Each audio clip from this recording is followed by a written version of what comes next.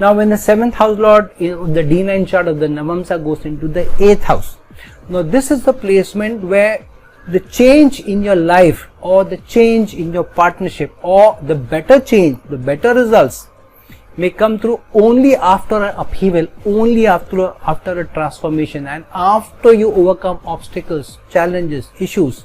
But this is also a placement where after the initial hiccups, initial upheavals, initial transformations, initial obstacles which you go through initial part of your conjugal life, your relationship, in the later half, the partner helps you to be able to overcome obstacles, challenges, issues, upheavals. The partner stands very strongly with you. So if you are able to traverse the first 7 or 8 years of a relationship, in spite of going through upheavals, in spite of going through challenges, then you will find that your better half, your spouse, your partner, over a period of time becomes more and more helpful to you, rather than become an obstacle, rather somebody who's pushing you. So this means that you need to have a transformation in your mindset, how you deal with people, how you deal with your better half, how you deal with your partners. If you're able to do that, then you get very good results.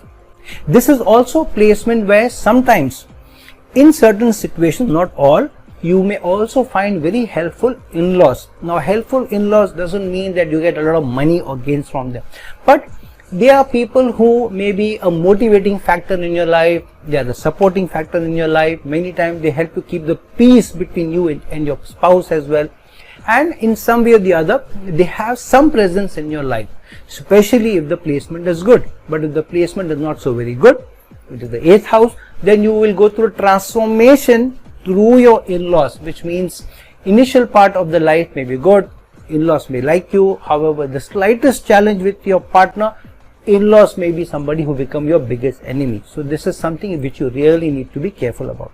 The other thing that this placement also does is that it may help your spouse gain in their inheritance, because the 7th house lord is in the 8th house, which means the spouse, your better half, may gain through inheritance they get from their own family also. And this is also placement that if you are getting married to somebody and you are in a very supporting relationship, very supportive relationship, then you will find that many times you get better gains suddenly out of nowhere, out of the blue.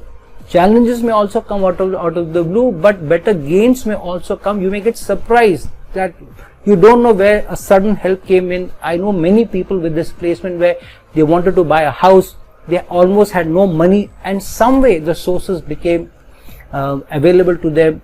People were able to help, they got loans, and then they were able to build their assets. So overall, still a tricky placement, but still a good placement as long as you know how to initial part of life overcome those challenges, upheavals, obstacles, and yet keep the relationship strong, keep the relationship alive.